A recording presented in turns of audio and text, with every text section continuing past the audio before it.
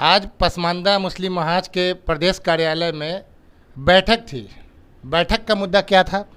बैठक जो है कि जन जागरण अभियान चलाने के लिए हम लोगों ने जो कि डेट रखा है कि फरवरी के फर्स्ट वीक में हम लोग जन जागरण अभियान अपने पसमानदा के बीच में जाएंगे और जा कर के चलाएंगे। ये जो दलित समाज है ईवीएम का बटन नहीं दबाता है तब तक तो वो हिंदू होता है, लेकिन ईवीएम का बटन दबाने के बाद वो दलित हो जाता है, अछूत हो जाता है। ठीक उसी तरह से वो आपको वोट लेने के लिए अशराफ मुसलमान जो है वो आपको 18% करते हैं, चूँकि आपका वोट लेना रहता है। लेकिन जैसे ही आप ईवीएम का बटन दबा देते हैं आप पसमानदा हो जाते हैं। और ईवीएम का बटन जब तक नहीं दबता है तब तक तो कहा जाता है कि आप राजा हैं, आप मुसलमान हैं, आप सब कुछ है, मुसलमान हैं। और जैसे ही आप ईवीएम का बटन दबाते हैं तो आप ठगा हुआ महसूस करते हैं। करते हैं कि नहीं? बिल्कुल, क्योंकि हमारा समाज जागरूक नहीं है। अगर जागरूक होता तो इन लोग को लीडर मानता ही नहीं, और लीडर है ही हमारा प्रतिनिधित्व नहीं करता है। अब इस बार जो है कि चुनाव दूसरे मोड पर होगा, जो हमारी बात करेगा, जो हम जाएंगे, हम अपने लोगों को बताएंगे कि आप अपना हक अधिकार के नाम पर, संवैधानिक तौर पर, मुद्दे के नाम पर आप वोट करिए, धार्मिक के नाम पर वोट नहीं करिए, मुसलमान के नाम पर वोट नहीं करिए। धार्मिक उन्माद फैलाकर या दंगा फसाद कराकर या नफरत की खेती कर या नफरत की सियासत करने से तो आपको बेकारी, बेरोजगारी, महंगाई, रोटी, कपड़ा, मकान, शिक्षा, स्वास्थ्य, ये जो मुद्दा है वो गौन हो जाता है। और ये गौन होने से सबसे ज़्यादा लॉस किसको होता है? पसमानदा को होता है, गरीब को होता है, दलित को होता है, बैकवर्ड को होता है। इसलिए जागरूक करना चाहिए हम लोग, जो कि जागरूक करेंगे। 1990 में लालू यादव ने जब पहली सरकार बनी और 1995 में चुनाव हुआ तो लालू यादव ने एक नारा लगाया, पिछड़ी पंक्ति वाले को आगे लाना है। ये उनका नारा था, पिछड़ी पंक्ति वाले को लाना है। एक बार ऐसा भी समय आया था कि वो अंदर से गंजी निकाल लिए और कुर्ता के ऊपर गंजी पहन लिए, कहीं कि जो है ये पिछड़ी जाति, पीछे पंक्ति वाले हैं, इसको नीचे नहीं करके इसको ऊपर कर दिया है। तो मेरा कहना है कि वंचित समाज के लोग, जो दबे कुचले जमात के लोग, जो ठगा महसूस कर रहे हैं, उन्हीं लोगों को अपनी बात बताना है और उन्हीं लोगों को सबसे आगे लाना है, जो अभी तक बचे हुए हैं, जिनको अभी तक न्याय नहीं मिला है, अधिकार नहीं मिला है, गाछ के नीचे, बांस के नीचे, सड़क के नीचे जी रहे हैं। आपने भी कहा था मुसलमानों की आबादी 18% है या उससे भी ज़्यादा है जी। तो आप मुसलमान की जब बात करते हैं 18% की, उसकी पसमानदा की बात करते हैं कि नहीं? उसमें पसमानदा कितना है? 14% पसमानदा है। 14% पसमानदा है। तो मान के चलिए करीब करीब 80% या 75% मुसलमान हो गया उसमें। 76%। ठीक है जी। अब ये बताइए कि सब मुसलमान भाई भाई हैं, कलमा की बुनियाद पे, सामाजिक एक ही कलमा पढ़ते हैं जी। सामाजिक पिछड़ापन है या नहीं मुसलमानों में? बहुत ज़्यादा पिछड़ापन है। तो जो सरकार का बहुत सा बोर्ड है, निगम है या मजहबी तंजीम भी आई है, तो उसमें आपको मुसलमान का जो पसमानदा तबका है या नहीं है उसमें? अभी तक तो नहीं है, कोई लाभ नहीं मिलता है पसमानदा मुसलमानों को, गरीब जाति को कोई लाभ नहीं मिलता है। और पिछड़ा, अति पिछड़ा जितने मुसलमान हैं उसमें नट है, बख्खो है, बहुत सारे लोग हैं। ये सब हमारे सरिया में नहीं है? ये सब हमारे सरिया में नहीं है। ये सब वक्फ बोर्ड में नहीं है? तो सरिया वक्फ बोर्ड में है कि नहीं? वक्फ बोर्ड में है। वक्फ बोर्ड में कौन है? वक्फ बोर्ड में ये पसमानदा मुसलमान है। कौन है? नाम बताइए। नहीं मालूम तो नहीं है, शायद नहीं है, ना के बराबर है वक्फ बोर्ड में। देखिए वक्फ बोर्ड में अगर देखा जाए पूरे मेंबर है ना, तो उसमें 1-2 मिलेगा, 1-2 बहुत खोजने पर 1-2 मिलेगा। तो नीचे से आ गया है। अब तक आज़ादी के बाद से कोई चेयरमैन बिहार राज्य सुन्नी वक्फ बोर्ड या शिया वक्फ बोर्ड का रहा है या नहीं पसमानदा तबका? नहीं।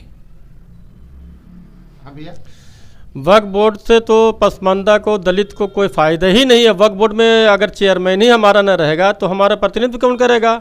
वक्फ बोर्ड की लड़ाई जो लड़ रहे हैं ये लोग बिल्कुल गलत लड़ाई लड़ रहे हैं, चूँकि इससे फ़ायदा सिर्फ अशराफ मुसलमानों को, दलित मुसलमानों को, बैकवर्ड को, इससे कोई फ़ायदा नहीं है। वक्फ बोर्ड में जब हमारा चेयरमैन होगा तो आज देखिए करोड़ों अरबों अरब रुपया का प्रॉपर्टी जो कि कब्जा हो रहा है, भैंस गाय बांध लेगा, हिंदू कब्जा कर लेगा, लेकिन गरीब मुसलमानों को उस पर जो है कि हक हकूक नहीं मिलेगा, उस पर मकान नहीं बना के मिलेगा। इसलिए वक्फ बोर्ड को तो बिल्कुल जो है कि गलत तरीके से इस्तेमाल किया जा रहा है। ये मजहबी उन्माद फैला करके इसको जो कि बचाने की कोशिश कर रहा है, जबकि हकीकत ये होना चाहिए कि वक्फ बोर्ड जो बना था पसमानदा, गरीब, बेवा, यतीम उसके लिए बना था, लेकिन इसका कोई फ़ायदा ही नहीं है। आप जाके देख लीजिए पटना के अंदर लाखों लाख लोग जो है कि बेज़मीन पड़े हुए हैं, झोपड़पट्टी में रह रहे हैं, लेकिन उसमें कोई भी पसमानदा को, कोई भी गरीब को उसमें मकान बना कर नहीं रहा है। तो वक्फ बोर्ड में जो कि चेयरमैन तो बहुत दूर की चीज़ है, एक मेंबर तक नहीं है, ये गलत बात है। लोग जो कहते हैं इमारत शरिया उसका इदारा है, उसमें नहीं देता है, लेकिन सरकार भी हमारे साथ सौतेलापन करता है। सरकार को चाहिए, चूँकि ये बैकवर्ड की सरकार है, चाहे नीतीश जी हो चाहे लालू जी हो, आज तक किसी बक्खो, नट, पमड़िया, हलखोर, लाल बेगी, भट्ट बटियारा, जुल्हा, कुंजड़ा को रखा वक्फ बोर्ड में नहीं दिया है। अगर वक्फ बोर्ड में रहता तो हमारा चेयरमैन होता तो आज सारे लोगों को सरकार से मांगने की जरूरत नहीं थी, सबको मकान बनवा देते हम, ये मेरा दावा था। आज जो वक्फ बोर्ड का मुद्दा है देश के अंदर, जगह जगह बैठकें हो रही है, लोग आ रहे हैं, वक्फ बोर्ड का मुद्दा उठा रहे हैं। हकीकत में अगर वक्फ बोर्ड के प्रॉपर्टी का सही इस्तेमाल करना है तो पासमानदा मुसलमान का सर्वे करा करके जितने भूमिहीन लोग हैं वक्फ बोर्ड की ज़मीन को डिस्ट्रीब्यूट कर दीजिए। कौन करेगा? वक्फ बोर्ड की ज़मीन जो वक्फ बोर्ड को चला रहे हैं, जो तंजीम बना करके चेयरमैन बन के राष्ट्रीय लेवल पर बैठे हुए वो करेंगे, वो आदेश निकालेंगे, और कौन निकालेंगे? ऐसा लोगों का कहना है कि 20 साल से वक्फ बोर्ड को डकैत चला रहा है। अब डकैत चला रहा है या इंसान चला रहा है या चोर चला रहा है, ये हम नहीं जानते हैं। हम जान रहे हैं कि जो लोग चला रहे हैं वो आदमी सर्वे करवा के ऐसे मुसलमान, ऐसे शोषित समाज के लोग, भूमिहीन, ऐसे माने पासमानदा समाज के लोग जो भूमिहीन हैं, उनको आप 5 डिसमिल ज़मीन करके दे दीजिए वक्फ बोर्ड की ज़मीन, और वक्फ बोर्ड में जो पैसा है वो भवनहीन लोगों के बीच बांट करके मकान बनवा दीजिए, इदारा खोल दीजिए, तंजीम खोल दीजिए। इसको कुंडली मार के मत बैठे रहिए, आपके हाथ से निकल जाएगा, ना आपको फ़ायदा होगा ना आप गरीब को फ़ायदा होने दीजिएगा। आखिरी में बस एक और सवाल ये है कि क्या आपको जो मजहबी तंजीम है या पॉलिटिकल में एक पार्टी ओवैसी साहब की पार्टी या पसमानदा मुसलमान का प्रतिनिधित्व करती है या नहीं? नहीं, ये पसमानदा मुसलमान का कभी प्रतिनिधित्व करे, उसको हलक से उतरेगा ही नहीं पसमानदा, इसलिए वो हमारा लीडर भी नहीं हो सकता और ना हमारा प्रतिनिधित्व करता है। और ना मजहबी तंजीम आपका प्रतिनिधित्व करता है? ना हमारा मजहबी तंजीम भी कोई भी रहबरी नहीं करता है, इसलिए उसमें है या नहीं? उसमें है भी है भी नहीं, चाहे हमारा शरिया हो, कहीं भी आप जाके देख लीजिए, एक भी पसमानदा, एक भी गरीब, एक भी दलित का लड़का उसमें नहीं है। इसलिए वो सब तंजीमें बकवास है, हम उसको नहीं मानते हैं। पसमानदा तंजीम जितने भी हो, जब तक के पसमानदा अपना पूरे फुल फेज में नहीं आएगा, चाहे तंजीमी मामला हो, शरी मामला हो, चाहे सियासी मामला हो, पसमानदा को उभर कर सामने आना पड़ेगा। ये जो मजहबी तंजीम पसमानदा मुसलमानों का प्रतिनिधित्व करता है या नहीं? हाँ या ना में बोलिए। देखिए, मजहबी तंजीम जो है वहाँ पासमानदा मुसलमान के लिए कोई गुंजाइश नहीं है, कहीं कोई गुंजाइश नहीं है। पासमानदा मुसलमान 1947 से लेकर आज तक दर दर का ठोकर खा रहा है, इसका हाल समझने वाला कोई नहीं है। इसीलिए हम लोगों ने फैसला किया है कि 2025 में पासमानदा का वोट उसी को मिलेगा जो पासमानदा के हक और हकूक़ की बात करेगा। अब हाँ ना में बोलिए कि क्या मजहबी तंजीम में पसमानदा मुसलमान है या नहीं है? मजहबी तंजीम पासमानदा मुसलमान हमारे ख्याल से नहीं, अगर होगा तो नाम मात्र एकात होगा कहीं। क्या हमारा प्रतिनिधित्व करता है मजहबी तंजीम? नहीं करता है। नहीं करता। नहीं। भैया, मजहबी तंजीम हमारा प्रतिनिधित्व करता है? जी नहीं, हमारा का मतलब पसमानदा मुस्लिम का नहीं करते वो लोग। जी नहीं करते। नहीं करता। अगर प्रतिनिधित्व करता तो हमारा सरिया, इदारा सरिया, जितने बड़े बड़े गिने चुने बड़े बड़े इदारे हैं, आप जा करके उसमें देखिए वो चपरासी खोजने तक नहीं मिलेगा। चाय पिलाने वाला भी एक पासमानदा वहाँ नहीं है।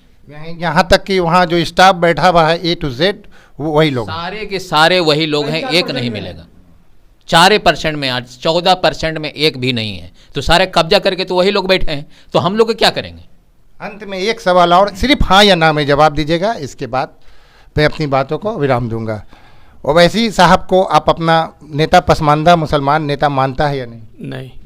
जी नहीं, बिल्कुल नहीं मानेगा। बिल्कुल नहीं, बिल्कुल नहीं। कभी मुसलमान को, पसमानदा मुसलमानों को अवैसी समझा नहीं था, हम लोग मानेंगे कैसे उसको? तो ये अभी पसमानदा मुसलमान का जो प्रदेश कार्यालय है वहाँ इन लोगों की बैठक थी। बैठक में इन लोगों ने तय किया है कि फरवरी में ये लोग ड्राइव चलाएंगे, जन जागरण अभियान चलाएंगे और पसमानदा के बीच में जाएंगे, उनको जागरूक करेंगे और उन लोगों के बीच में सामाजिक, आपको राजनीतिक और शैक्षणिक जो ड्राइव चलाएंगे और उसके बाद उसको जागरूक कर उसके हक और हुकूक की लड़ाई लड़ेंगे। इसी के साथ इजाज़त दीजिए, फिर किसी नई वीडियो या नई शख्सियत के साथ आपसे मिलेंगे। जय भारत, जय संविधान, आदाब।